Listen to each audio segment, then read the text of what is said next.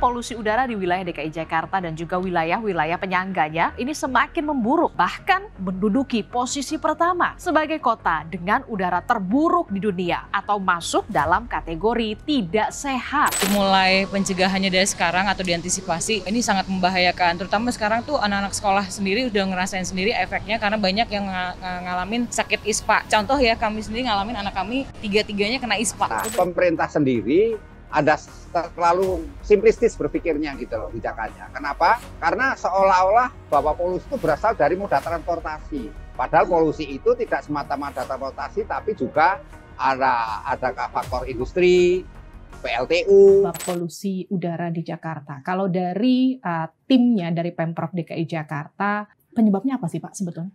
Ya namanya penyebabnya macam-macam. Dari kendaraan itu bisa roda 2, roda 4, bisa angkutan umum, bisa juga industri di Jakarta juga, industri di luar Jakarta banyak penyebabnya. Dan Pak Ibu Menteri Lingkungan Hidup sudah mengeluarkan keputusan bahwa Pemda DKI bersama Kementerian Lingkungan Hidup akan mendatangi, menelusuri tempat-tempat industri-industri yang diperkirakan menambah polusi. Sudah ada poin-poinnya, sudah ada listnya, untuk menyampaikan kepada mereka supaya mengambil tindakan mereka sendiri. Ada sistemnya, ada teknologinya, itu yang dipaparkan kemarin di Menko Marves. Saya tidak bisa menyebutkan, nanti sangkanya mempromosikan produk tertentu. Jadi kalau dibilang sebetulnya Pemprov DKI Jakarta atau pemerintah pusat hanya menyalahkan masyarakat yang menggunakan transportasi pribadi, enggak juga. Karena sebetulnya industri juga disasar untuk memperbaiki. Berikutnya adalah uji emisi. Kementerian Lingkungan Hidup dengan kami melakukan di spot-spot tertentu uji emisi kendaraan. Nah, kemarin keluar wacana. Uji emisi dilakukan oleh Kementerian Lingkungan Hidup dan Pemda DKI kan terbatas dan cukup lama. Itu kan sempat digalakan dulu ya. Nah, itu kemarin juga tercetus pemikiran setiap kendaraan yang masuk bengkel dengan perawatan berkala, ya, ATPM itu wajib mengeluarkan bahwa kendaraan yang perawatan berkala keluar harus dijamin emisinya tidak melampaui yang sudah ditetapkan. Jadi kendaraan di atas 10 tahun, kalau dulu kan tidak boleh kendaraan di atas 10 tahun, kebijakannya gitu ya? Ini kan mobil-mobil yang perawatannya rutin ya, masuk ke ATPM. Nah, terkait dengan ada wacana mobil usia di atas 10 tahun, simple aja. Kalau menurut saya sih boleh-boleh saja mereka menggunakan kendaraan itu asal emisi gas buangnya tidak melampaui apa yang telah ditetapkan. Termasuk PLTU nggak Pak? Termasuk PLTU. Karena kan dianggap katanya PLTU yang kemudian menggunakan batu bara itu juga jadi salah satu penyumbang. Itu pembicaraan antara Kementerian Lingkungan Hidup dengan PLN. Mungkin kalau PLN mereka sudah menggunakan hal-hal tertentu sehingga emisi gas buangnya itu bisa di bawah ambang. Kemarin Dirut PLN melaporkan seperti itu.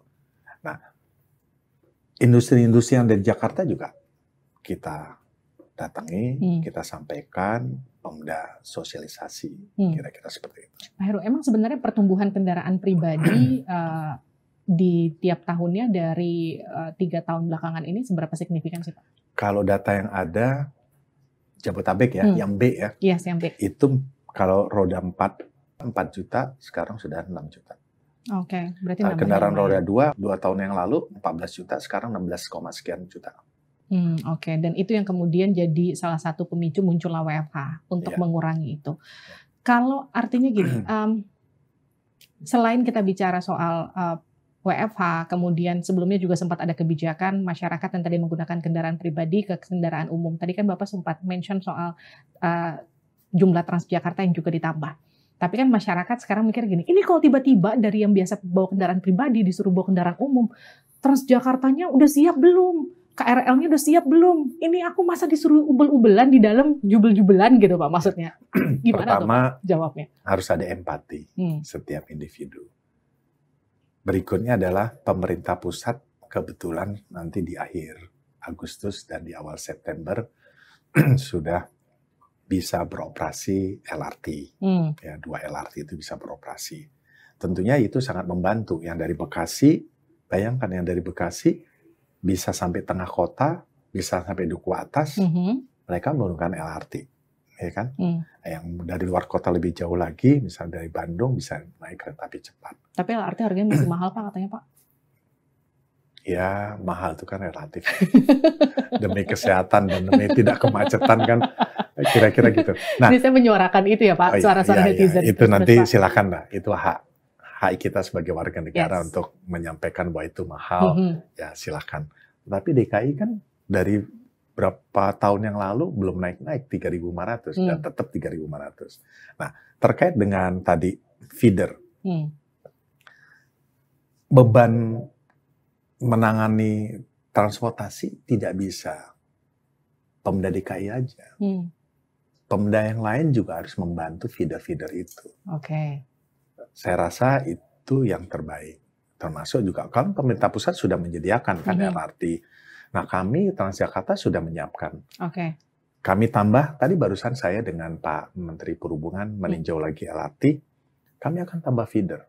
Kami akan tambah Transjakarta, kami sudah hitung. Misalnya ada akan peningkatan di Duku Atas, ada peningkatan di Cikoko, Cawang. Nah, itu kami tambah. Nah, supaya nyaman. Tapi pemerintah Pemda yang lain ya harus juga mensupport. Contoh, ketika tuh kereta api LRT ada di stasiun Bekasi, tengah kota Bekasi harus ada feeder. Mereka yang menyiapkan. Itu yang saya mau tanyakan, karena kan apa-apa kalau kita bicara soal polusi Jakarta yang disalahin ujung-ujungnya gubernur ya Pak. Mohon maaf nih Pak. Jadi maksudnya gubernur yang mana ya? Bapak maksudnya. Oh gitu. Sekarang Bapak yang lagi mimpin. Coba saya gini, karena kalau kita bicara soal polusi di Jakarta, ini penjabatnya ngapain aja? Kan yang jadi pertanyaan gitu. Kadang masyarakatnya tuh nggak bertanya. Ini kan ada wali kota Bekasi, ada yang kemudian mimpin Bogor, ada yang kemudian mimpin Banten, daerah Tangerang Selatan dan sekitarnya gitu. Itu jarang jadi sorotan karena sebetulnya mereka kan juga mensupport masyarakat yang juga ikut bekerja di Jakarta. Itu yang kemudian jadi pertanyaan saya berikutnya. Bapak tuh koordinasinya sejauh apa sama ya, masyarakat? Jadi gini, itu, Bogor minta bantuan feeder Transjakarta, saya kasih.